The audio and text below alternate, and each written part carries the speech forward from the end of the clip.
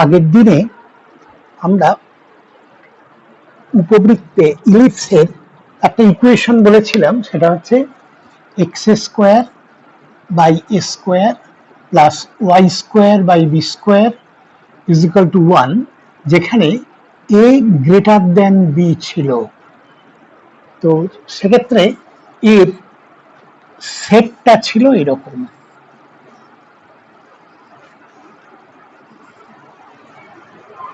এটা এ ড্যাশে, এটা major Axis, এটা বি বি ড্যাশ, এটা মাইনর অ্যাক্সিস। এটা তাহলে মেজর অ্যাক্সিসের উপর ফোকাস গুলো থাকবে, এখানে এস এবং এখানে এস ড্যাশ এই ছিল। আজকে আমি একই ধরনের উপবৃত্ত বলবো, তবে B is greater than a, মানে এটা ইকুয়েশন। এবার এ ইজ গ্রেটার দ্যান বি নয়, বি এইটা এ থেকে বড়। সেক্ষেত্রে ইলিপসের ফিগারটা হবে এটা, এই এটা বি বি ড্যাশ, এটা এ এ ড্যাশের থেকে বড়। তাহলে এইটা মেজর অ্যাক্সিস। আর আমরা তো জানি যে মেজর অ্যাক্সিসের উপরেই আমাদের ইয়েগুলো থাকবে, নাভিগুলো থাকবে। তা মনে করছি এটা এস, এটা এস ড্যাশ। এক্ষেত্রে ফর্মুলার একটু তফাৎ হবে।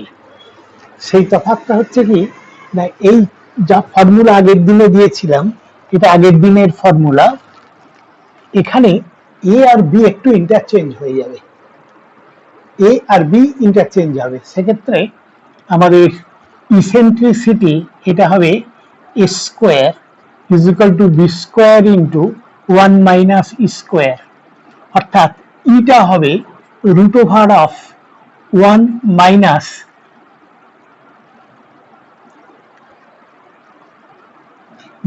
মানে এটা হবে 1 minus a square by b square.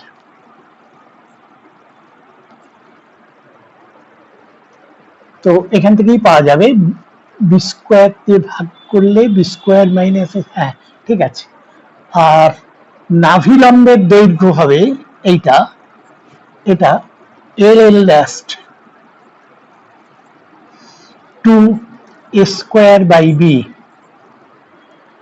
S এর স্থানাঙ্ক এস, এটা আগে ছিল এই কমা 0, এখানে হবে বিই কমা 0, যেখানে ইটা এইটা থেকে পাবো, এইটা বা এইটা, এস ড্যাশটা মাইনাস বি ইত্যাদি। আর এর যে ইকুয়েশন অফ ডাইরেক্ট্রিক্স, আগেরটা ছিল x is equal to a by e, এখানে হবে x is equal to b by e, এইটুকু তফাৎ হবে। তো আমরা এই তফাৎটুকু মনে রাখলেই আমরা এবার অঙ্কগুলো করতে পারবো। আচ্ছা, এবার একটা একটা করে অঙ্ক দেখি, আর নতুন যদি কিছু পাই আবার বলবো।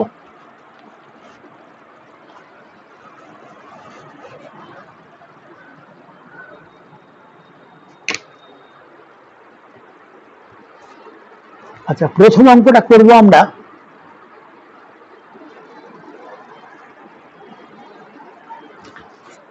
16x square plus 16x square plus 9y square is equal two 144, এই উপবৃত্তের নিয়ামক দুটির মধ্যে দূরত্ব এবং নাভিলম্বের দৈর্ঘ্য নির্ণয় করো। তা এটাকে স্ট্যান্ডার্ড ফর্মে নিয়ে যাচ্ছি, 144 দিয়ে ভাগ করতে হবে, তাহলে x square by 9 plus y square by 16 is equal to 1। এখানে দেখতে পাচ্ছি যে এই বিটা মানে বি স্কোয়ার হলো, এ হচ্ছে 3, এই বিটা গ্রেটার দেন এ। তাহলে এখন এই সব ফর্মুলাগুলো এইটার অনুযায়ী হবে, এইটার মতো।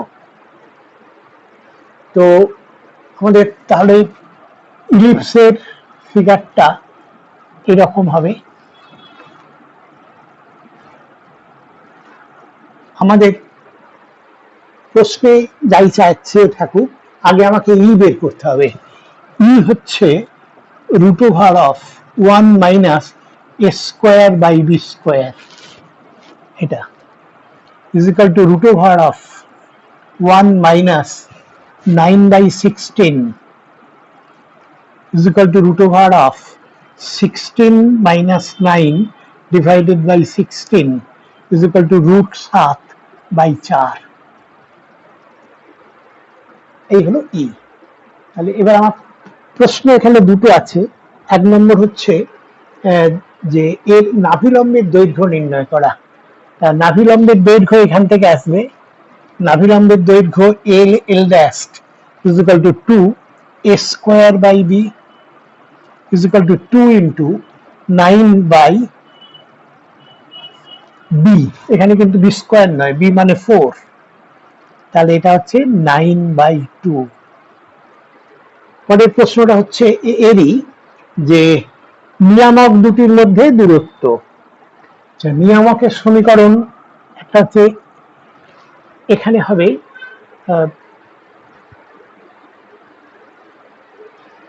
নিয়ামকের দূরত্ব, এটা হবে, এটা y ইজ, এটা আমি একটু ঠিক করে নাও, এটা হচ্ছে y is equal to b by e. তাহলে এইখান থেকে এটা হচ্ছে y is equal to b by e, মানে এই দূরত্বটা হচ্ছে b বাই ই, নিয়ামক নিচে একটা আছে তার দূরত্ব b বাই ই, তাহলে দুটো নিয়ামকের মধ্যে দূরত্বের দৈর্ঘ্য হবে 2 ইন্টু b বাই ই। তাহলে 2 ইন্টু বি, বি মানে 4, ই মানে রুট 7/4, তাহলে এখানে 4, 16 দুগুণে 32 বাই রুট 7। এই দুটো উত্তর পেয়ে গেলাম আমরা। আচ্ছা, পরের অঙ্কটা হবে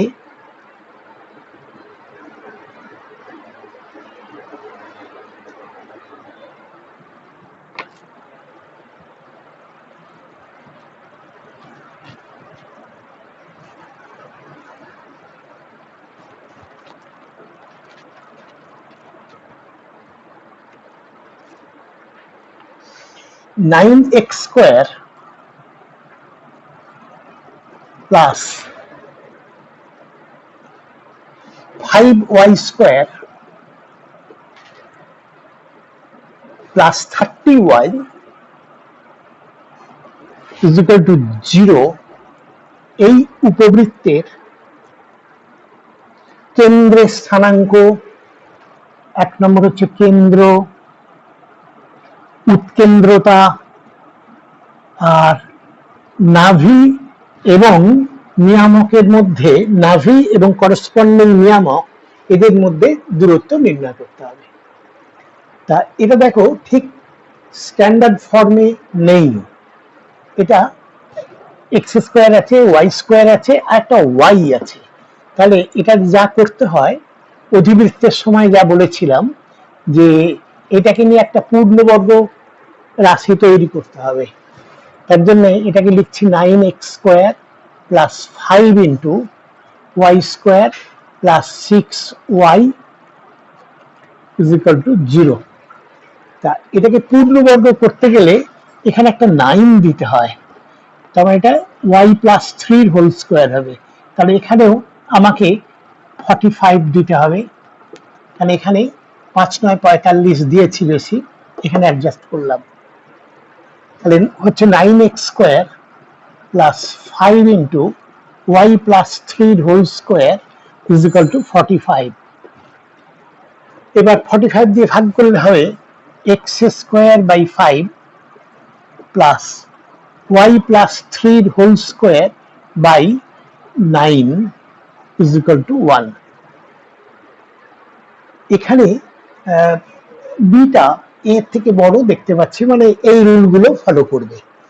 তো আর একটা জিনিস, এখানে কিন্তু আগে ছিল x square by a square plus y square by b square is equal to 1। এখানে কিন্তু শুধু ওয়াই নয়, ওয়াই প্লাস 3 হোল স্কোয়ার। আমরা যদি এটাকে ওয়াই প্লাস 3 ক্যাপিটাল ওয়াই ধরে নিই, ক্যাপিটাল ওয়াই, তাহলে ইকুয়েশনটা হবে x square by 5 plus capital Y square by 9 is equal to 1। এবার একটা স্ট্যান্ডার্ড ফর্ম এলো, সেখানে কিন্তু ক্যাপিটাল ওয়াই আছে, নট স্মল ওয়াই। আমরা উত্তরগুলো সব ক্যাপিটাল এক্স ক্যাপিটাল ওয়াই দিয়েই লিখবো, তারপর ক্যাপিটাল ওয়াই থেকে কনভার্ট করে দেবো। এর জন্যে আমাদের প্রথম কথা হচ্ছে কেন্দ্রের স্থানাঙ্ক। তা কেন্দ্রের স্থানাঙ্ক যদি এইটা হতো x square by a square plus y square by b square is equal to 1, কেন্দ্রের স্থানাঙ্ক ছিল x is equal to 0, y is equal to 0। এখানে হবে কেন্দ্রের স্থানাঙ্ক x is equal to 0, capital Y is equal to 0। That is x is equal to 0, capital Y মানে হচ্ছে Y plus 3, তাহলে ওয়াই হচ্ছে -3। তাহলে কেন্দ্রের স্থানাঙ্ক পেলাম 0 -3, 1 নম্বর।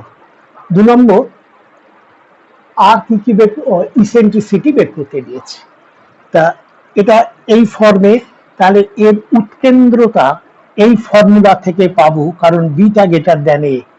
তাহলে এর উৎকেন্দ্রতা হচ্ছে √1 - 5/9, 9 এটা 4, তাহলে এটা হচ্ছে অ্যাকচুয়ালি 2/3।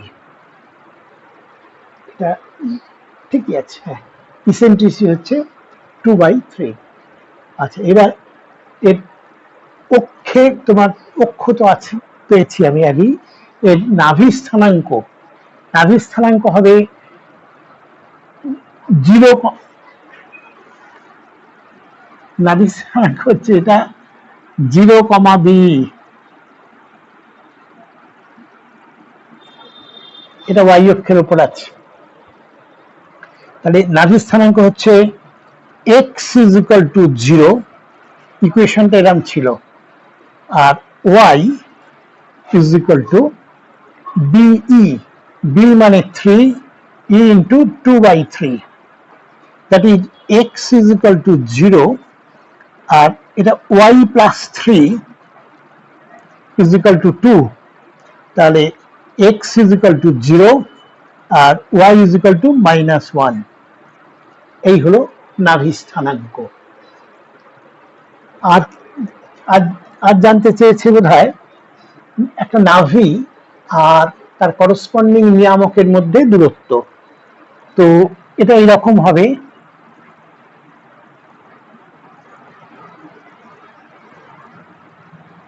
এটা নাভি আর তার করসপন্ডিং নিয়ামক হচ্ছে এটা, এদের মধ্যে দূরত্ব হবে এইটা মাইনাস এইটা, অর্থাৎ b by e minus BE.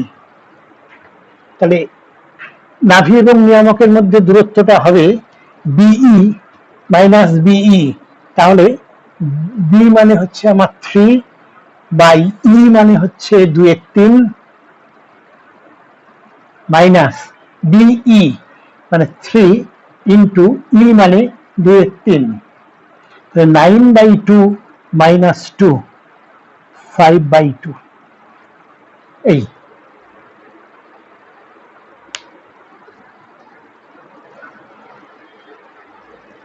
এই অঙ্কগুলো একদম স্ট্যান্ডার্ড ফর্মে নয়, এই অঙ্কগুলো সম্পর্কেও একটু প্রস্তুত থেকো তোমরা, এরকম অঙ্ক প্রায়ই দেয়। আচ্ছা, তারপরের অঙ্কটা হচ্ছে গিয়ে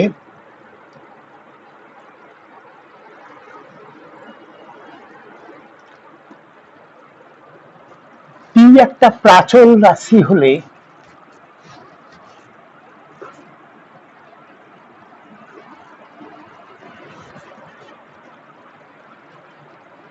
দেখাও যে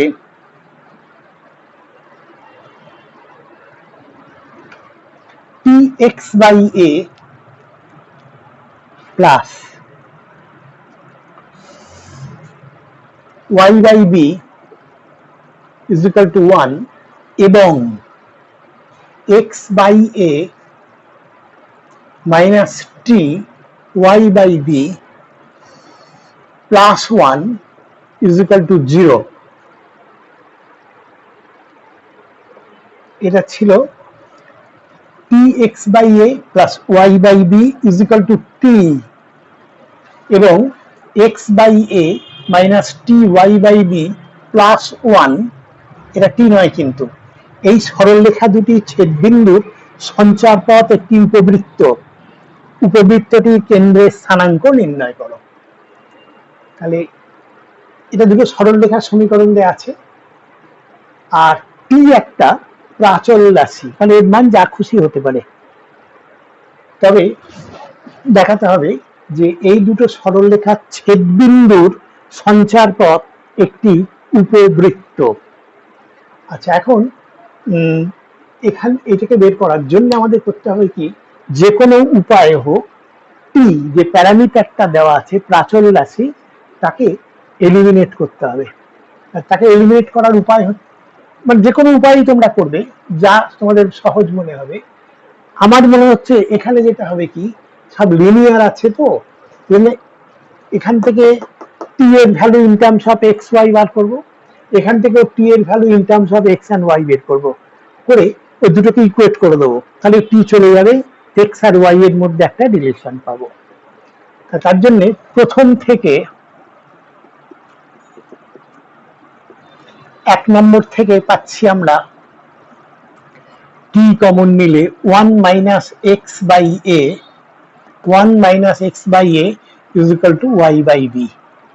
আর দ্বিতীয় থেকে পাচ্ছি, তাহলে পেলাম t is equal to y by b whole divided by 1 minus x by a, এখান থেকে টি পেলাম। এবার 2 নম্বর থেকে পাচ্ছি আমি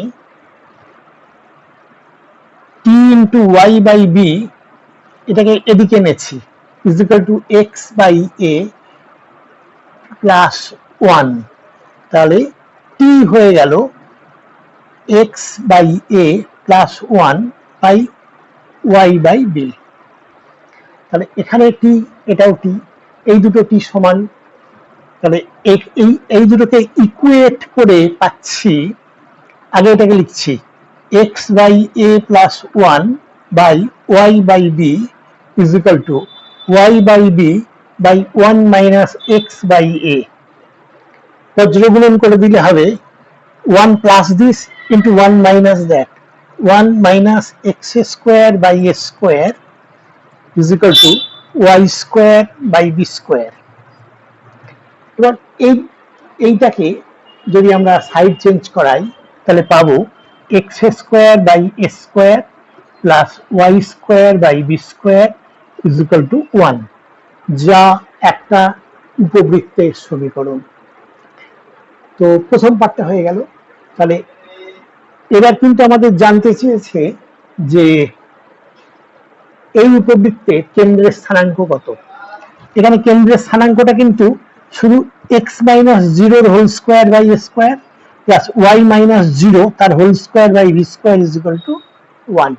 তাহলে এটা পরিষ্কার বুঝতে পারছি, এর কেন্দ্রের স্থানাঙ্কটা 0,0।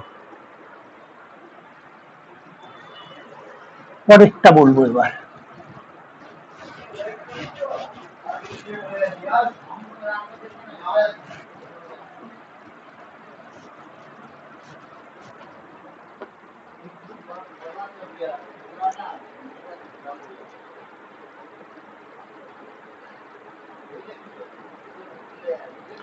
আচ্ছা, এবার একটা বলবো আমি উৎকেন্দ্রিক কোণ, এই নিয়ে আমি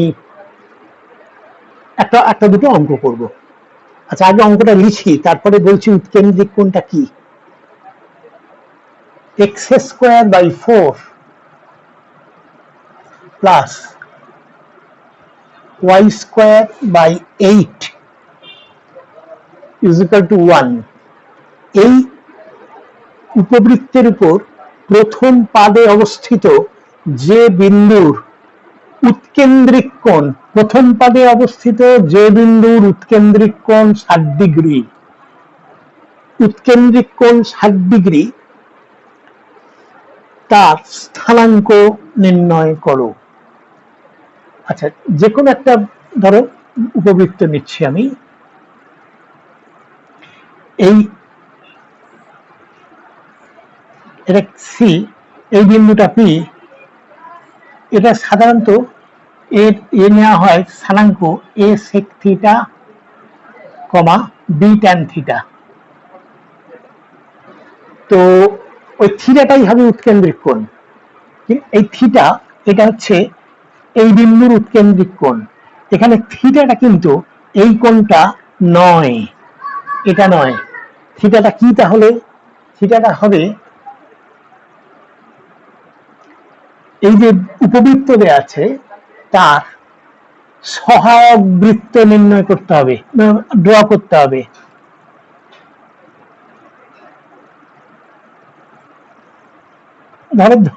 ধরে নাও এটা সহায়ক বৃত্ত ধরে নাও। যে বিন্দুর উৎকেন্দ্রিক কোণ নির্ণয় করতে হবে সেই বিন্দু থেকে লম্ব টানো অক্ষের ওপর এবং তাকে এক্সটেন্ড করো সহায়ক বৃত্ত পর্যন্ত। এটা পি বিন্দু, এটা মনে করো কিউ তে ছেদ করেছে, এটা আর। তাহলে এবার সি কিউ যোগ করো, তাহলে এই যে অ্যাঙ্গেলটা পাবো এই অ্যাঙ্গেলটাই হচ্ছে পি বিন্দুর উৎকেন্দ্রিক কোণ থিটা। এই উৎকেন্দ্রিক কোণের ডেফিনেশনটা কিন্তু তোমাদের আছে, জিজ্ঞাসা করতে পারে পরীক্ষায়। তাহলে উৎকেন্দ্রিক কোণ বলতে সহায়ক বৃত্ত আঁকবো, যে বিন্দুর উৎকেন্দ্রিক কোণ সেখান থেকে আমি লম্ব টানবো, সেটা সহায়ক বৃত্তকে যেখানে ছেদ করেছে সেটা কিউ। তাহলে এই আর সি কিউ এই অ্যাঙ্গেলটাই হচ্ছে উৎকেন্দ্রিক কোণ। আর উৎকেন্দ্রিক কোণ সংক্রান্ত যেসব অঙ্ক করতে দেবে সেখানে আমরা পি বিন্দুর যে স্থানাঙ্ক নেই, যে স্থানাঙ্কটা a sec theta b tan theta, ওই থিটাটাই হচ্ছে ওর উৎকেন্দ্রিক কোণ হবে। তা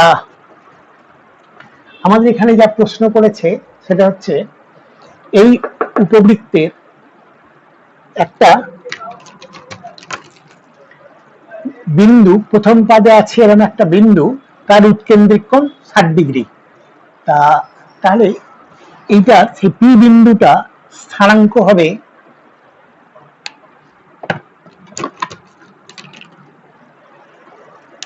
পি বিন্দু স্থানাঙ্কটা হবে এ সেক থিটা, এ মানে 2, sec 60 degree, b tan theta, b মানে 2√2,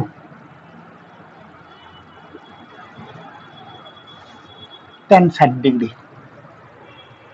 তাহলে এটা হচ্ছে 2 সেক 60 ডিগ্রি, cos 60 ডিগ্রি মানে হচ্ছে হাফ, এটা হচ্ছে 2। ও সরি, ভেরি সরি, তাই ভুল হচ্ছে।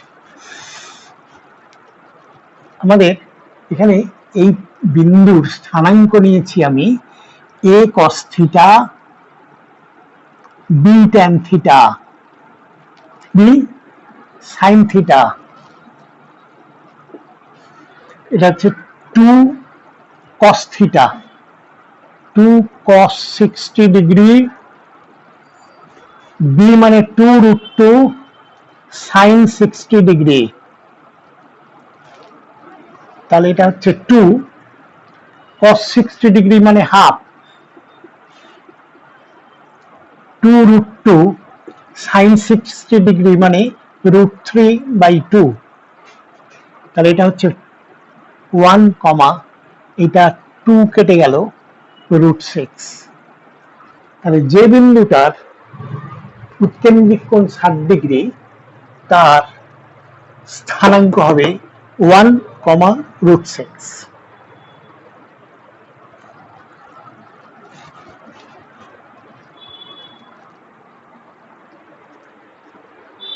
পরের অঙ্কটা এরম ধরনেরই একটা অঙ্ক দিচ্ছি, ঠিক উল্টোটা। 9x² + 16y² = 144। এর উপর একটি বিন্দুর স্থানাঙ্ক 2, 3√3/2।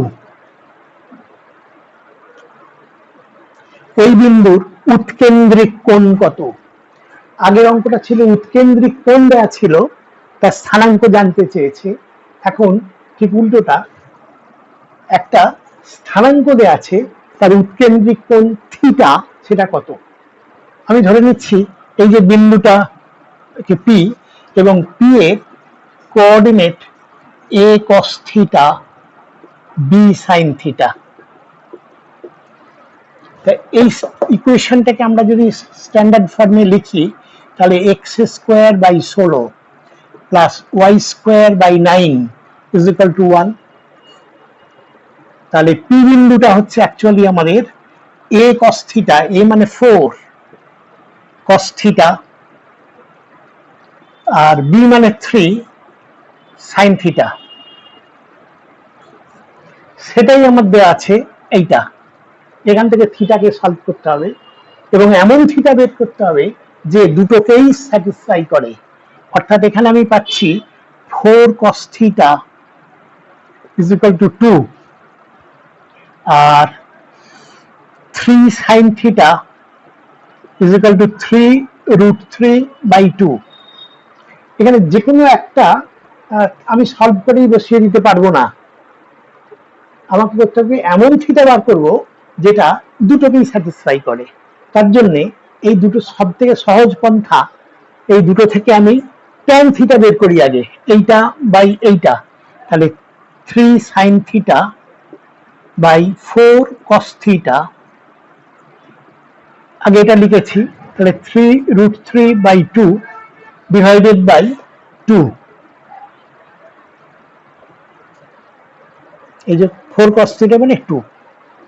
তো আমরা পাচ্ছি, তাহলে এখানে কি 4 কেটে গেছে, 3 কেটে গেছে, তাহলে tan theta is equal two √3। তার মানে থিটা হচ্ছে 60 ডিগ্রি, এইটা বা 60 ডিগ্রি। এইটা দেখো, এই দুটোকেই স্যাটিসফাই করবে, এটাকেও করবে, এটাকেও করবে। কোনো একটা থেকে বের করে দ্বিতীয়, মানে কোনো একটা থেকে বের করে সেটাই উত্তর দিও না, সেটা নাও মিলতে পারে, নাও মিলতে পারে। সেক্ষেত্রে এই দুটো এইভাবে ট্যান থিটা বের করে নেবে, থিটার ভ্যালু। তাহলে ওই বিন্দুর উৎকেন্দ্রিক কোণ 60 ডিগ্রি।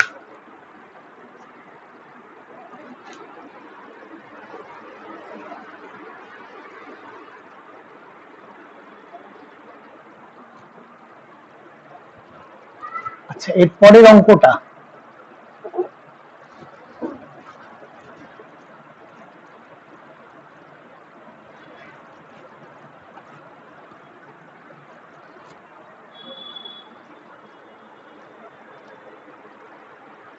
একটি উপবৃত্তের নাভির স্থানাঙ্কদ্বয় 0 +-4 এবং নিয়ামকদ্বয়ের সমীকরণ y = +-9। উপবৃত্তটির সমীকরণ নির্ণয় করো। আচ্ছা, তো এটা দেখতে পাচ্ছি যে উপবৃত্তের নাভির স্থানাঙ্ক একটা 0 + 4 আর একটা 0 - 4। তাহলে নাভিগুলি আছে আমার y অ্যাক্সিসের উপর, তাহলে y অ্যাক্সিসটাই মেজর অ্যাক্সিস। তাহলে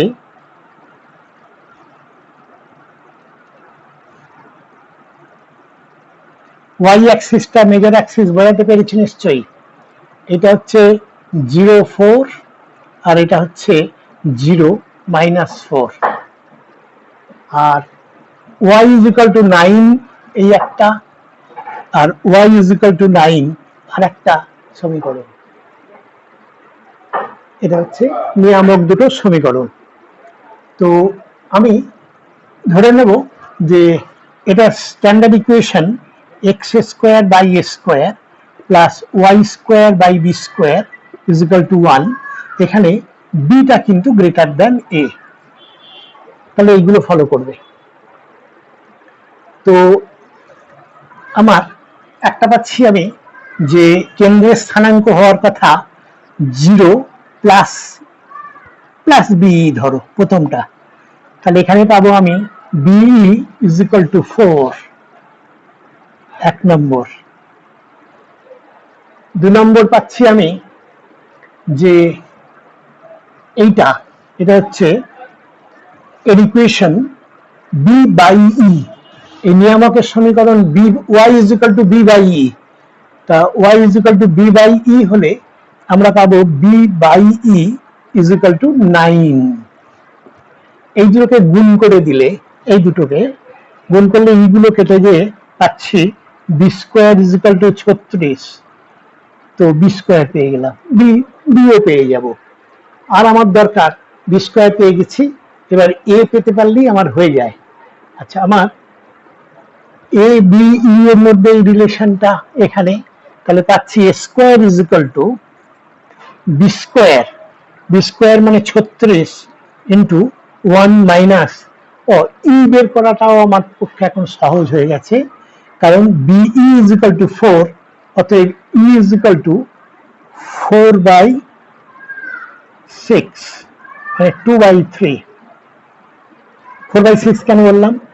এটা হচ্ছে 4/বি, বি মানে বি স্কোয়ার হচ্ছে 36, তাহলে b/6, তাহলে ই হচ্ছে এটা। তাহলে আমি পাচ্ছি 36 ইন্টু 1 মাইনাস ই স্কোয়ার, মানে 4/9। এটা হচ্ছে 36 ইন্টু 9 5/9, তাহলে এটা হচ্ছে 4/20। এ স্কোয়ার হচ্ছে 20 আর বি স্কোয়ার হচ্ছে 36। এইটাতে বসিয়ে দিলেই এ স্কোয়ারের ভ্যালু আর বি স্কোয়ারের ভ্যালু বসিয়ে দিলেই আমরা উত্তর পেয়ে গেলাম। বেশ, আজকে এই পর্যন্তই। আমরা পরের দিন আরো অনেক অঙ্ক করে দেবো এই সংক্রান্ত।